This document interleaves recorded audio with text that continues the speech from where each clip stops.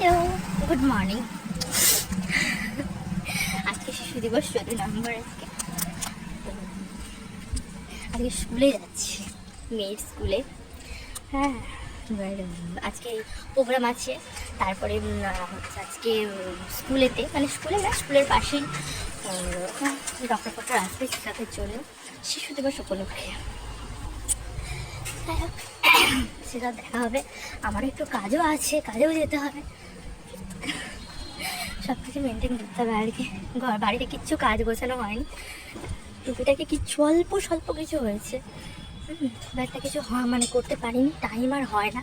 আর শীতকাল তো তাড়াতাড়ি উঠতেও পারছি না। এইটা সত্যি। কাজে শিশু দিবস আমার কুচু কুচু কুচু কুচু বাচ্চাদেরকে শিশুদের অনেক অনেক ভালোবাসা, অনেক অনেক ভালোবাসা। অনেক ভালো থাকো।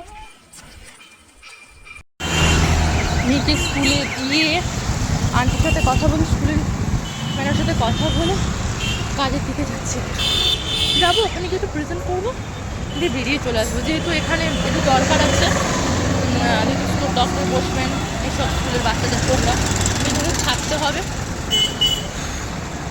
মা হওয়া সত্যি অনেক বড় দায়িত্বে।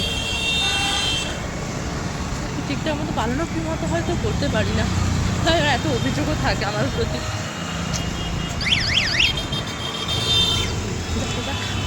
আগে তো পৌঁছায়, কাজে গিয়ে তারপরে কথা বলছি।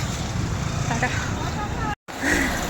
কাজ থেকে সোজা এসেছিলাম স্কুলে টাইমে ঢুকতে পারিনি, ওই প্রোগ্রামে অ্যাটেন্ড করতে পারিনি। এ হয়েছে ফ্রেন্ডরা সব ওকে নিয়েছে। আমি চলো ওখানে কি ডক্টর কি আসছে, ওখানে যাই, তোমাদের গিয়ে দেখাচ্ছি।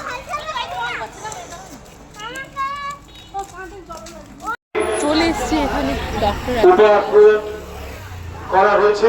এই যে প্রোগ্রামটা, এই বাইক ছাড়বেন না প্লিজ। সহযোগিতা রয়েছে সৌমিন হাজরা মেমোরিয়াল ট্রাস্ট। আমরা এই উপর থেকে এই 10 জন 11 মায়েরা কি হাত বন্ধ থাকবে? হ্যাঁ, মায়েদের